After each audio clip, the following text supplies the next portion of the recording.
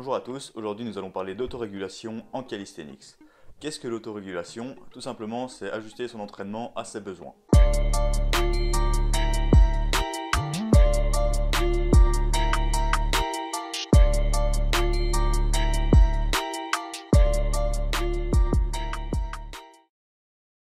Cela permet de savoir si un exercice dans une séance donnée correspond à ses besoins, à son niveau actuel, sa forme du jour, et savoir si on va en tirer des adaptations et bien récupérer par après. C'est un concept très fort utilisé dans les sports de force, mais souvent négligé en calisthénie, car la plupart des pratiquants le font instinctivement, ne le font pas, et également c'est difficile de l'utiliser car la majorité de notre entraînement est un apprentissage technique. Dans cette vidéo, nous allons aborder 5 points pour bien s'autoréguler.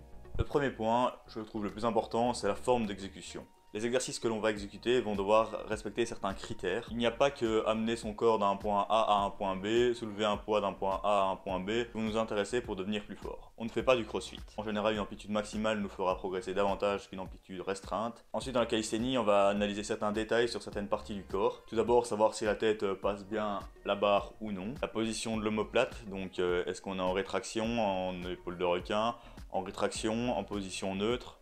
Savoir si le coude est verrouillé ou déverrouillé, la ceinture abdominale pour savoir si on est en antérieur pelvic tilt ou en postérieur pelvic tilt, donc en antéversion du bassin ou en rétroversion du bassin, ou en position neutre de nouveau. Au niveau des jambes, savoir si on a les jambes tendues, donc les genoux verrouillés, fléchis, si on a les pointes de pied tendues pour les plus pointilleux. Certains de ces critères peuvent être choisis, modulés selon le niveau de la personne, selon le cycle dans lequel on est.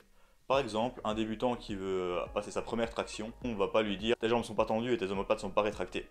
Par contre, avec un avancé, on va être un peu plus strict. Il souhaite passer une traction à une main et que s'il choisit comme exercice la traction mixte et que sa scapula est pas rétractée et que son amplitude n'est pas maximale, on va pouvoir lui faire la remarque qu'il fait les choses mal. Il y a également des critères qu'on appelle impardonnables.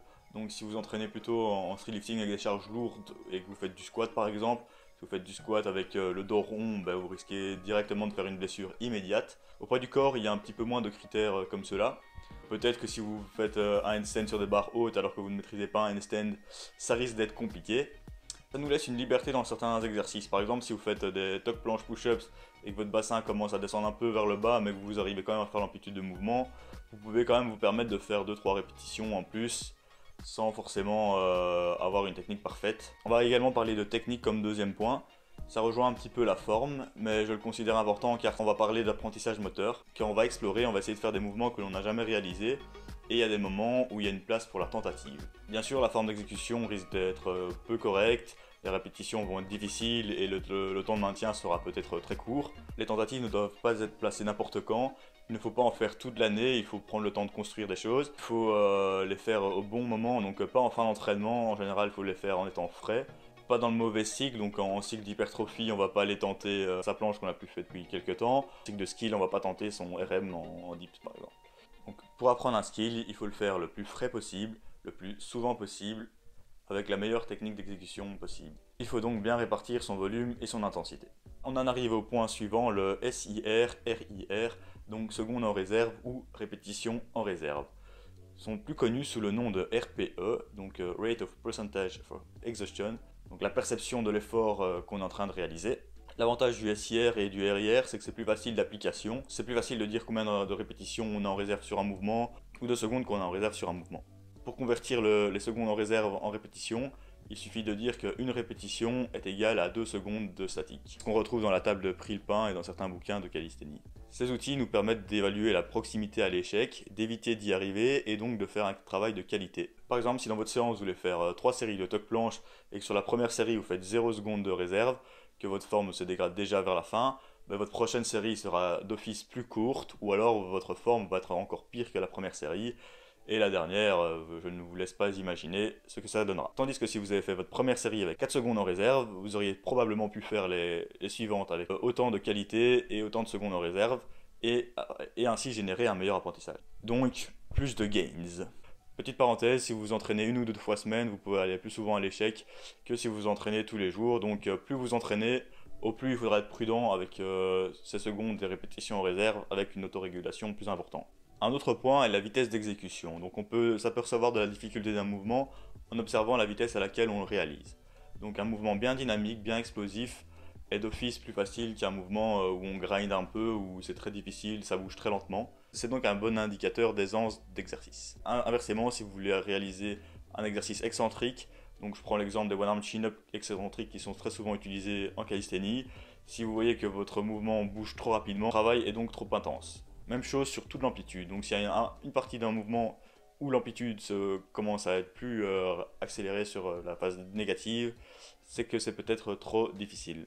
Ou si vous fixez un tempo sur votre exercice et que ça bouge trop vite, c'est trop difficile aussi. Cependant, dans la vitesse, il y a certaines personnes qui bougent plus lentement et donc leurs 5 répétitions vont être très lentes et elles auront peut-être 2-3 répétitions en réserve. Tandis que quelqu'un qui bouge très vite, parfois il n'arrive plus à faire une rep. Donc soyez quand même prudent à ce niveau-là. En dernier lieu, on va parler de la fatigue et du progrès. Une séance mal autorégulée va induire plus de fatigue nerveuse, musculaire, et va donc vous empêcher de réaliser une séance les jours suivants. Tandis qu'une séance bien autorégulée, en général, vous permettra de bien récupérer et de réaliser la prochaine séance d'une meilleure manière.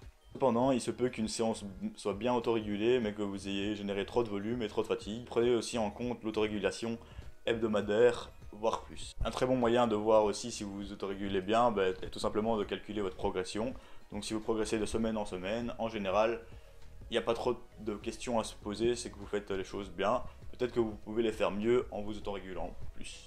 Une bonne manière de savoir si vous n'avez pas généré trop de fatigue pendant une séance est qu'en vous réveillant le lendemain, vous ne saviez pas quel muscle vous avez travaillé. En résumé, si votre forme est respectée, que votre apprentissage technique est bien effectué, que vous avez quelques secondes ou répétitions en réserve, que votre vitesse de mouvement se passe correctement, et que vous récupérez et que vous progressez de semaine en semaine, vous êtes sur la bonne voie. Une très bonne manière de s'autoréguler aussi est d'avoir un coach. Donc si vous voulez un coach, n'hésitez pas à me contacter, mon adresse est ici à l'écran et dans la description. Je vous dis à la prochaine pour une prochaine vidéo, c'était 012 Workout, salut!